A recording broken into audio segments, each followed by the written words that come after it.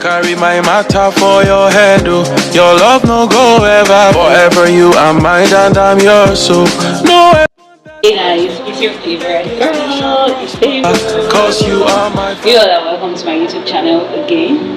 And as you all know, I film about faith, I film about lifestyle, I film about growth, everything that has to do with self-development, being a better person, becoming all that God has created you to be. Right? So I'm Favor, and I know I'm a kingmaker. I can take you from that level you are. Yes, that level you are to where God wants you to be, right? To be 100% you, 100% health, 100% academics, 100% every single thing you do. So if you're new here, I'm not begging you to subscribe. You just need to subscribe so that your level will forward. I mean, right? I'm not joking. I'm serious actually. So in today's vlog, I'll be talking about self-esteem, right? But before I go into self-esteem, I will first want to say something about relationship. You know, the last series I did was about friendship. I was talking about the benefits of friendships and all that. And one thing is, relationships are the highest. Would I even say the highest? No, apart from spiritual prosperity, it's one of the. It's a very important aspect of life. You can't put it out, right? Who you know determines where you are right now. Quote me anyway. I did a lot of research in recent times.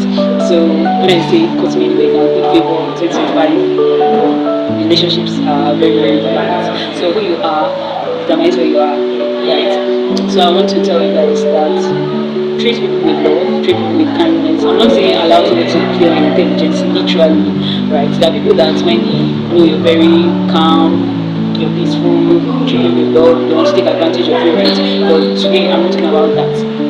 Today I'm talking about self-esteem, how you see yourself, right? Self-esteem, what do you understand by self-esteem? Self-esteem basically means how you see yourself as a person. How do you perceive yourself? You know, in got the level theory about self-perception, how you perceive yourself. So when someone walks into your hospital or your clinic, you don't just say, oh, what's wrong with you? Let's treat it. Sometimes you have to see how they perceive themselves. Sometimes maybe the self-esteem issues. And I'm currently doing a lot in that aspect, right? A lot of research in that aspect. You hear of me, don't worry, you hear. How one sees themselves can influence a lot of things, right? The way you're seeing me now is just a reflection of how I see myself, right? That doesn't mean you look at me as probably a proud or arrogant person. It makes me that. But I'm just saying, people see you the way you see yourself. The way people see you is just a reflection of who you are, right? So you have to look at yourself. How does God see you? Do you you're loved? Do you feel you're confident? Do you feel write down all the characteristics you have, like every single thing that is good about you? It helps you to perceive yourself in a good light as well. How I look, I didn't decide my height from anywhere. I didn't decide my facial looks from anywhere. So why would I be apologetic about it? God wasn't creating me. I was like, see nose. What kind of nose do you want? No, He gave it to me like that. So why would I be ashamed of it? Me, created in God's image, as fine as I am. Why will I be? I'm sorry if you don't feel you're fine, but there is no standard or measurement for beauty. There is no standard, there is no measurement, there is no standard to say, oh, this is what fine should look like, oh, this is what beauty should look like. This is why you need good self-esteem, very healthy self-esteem, right? So you didn't decide your height, you didn't decide your facial looks, you didn't decide the size of your nose, you didn't decide the size of your eyes, you didn't decide the arrangement of your teeth.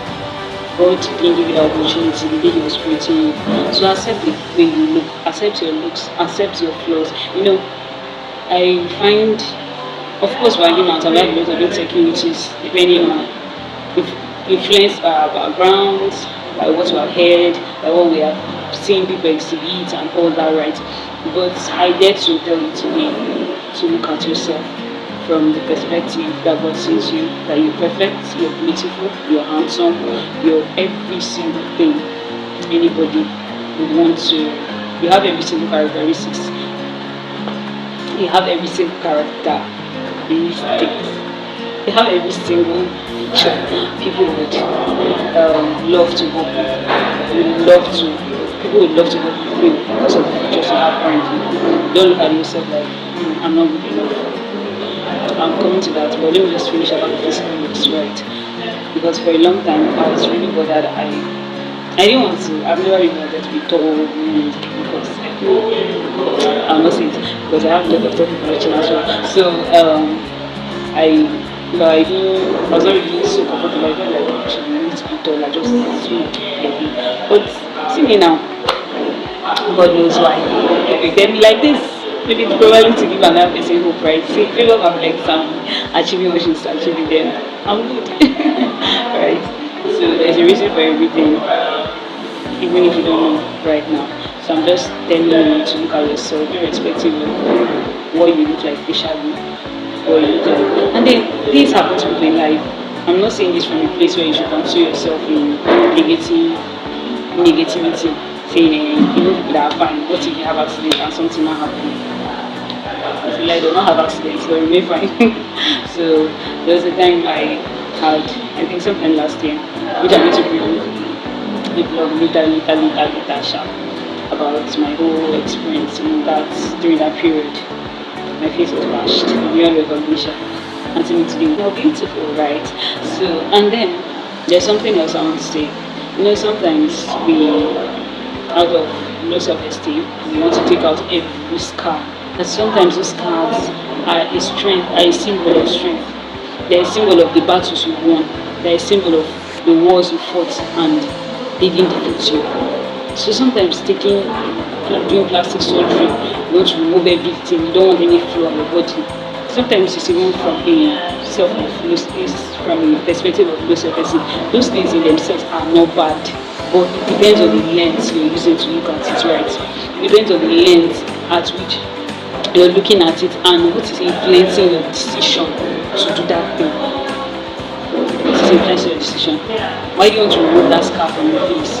Why do you don't want tribal marks? You don't want what's it called? Pimples.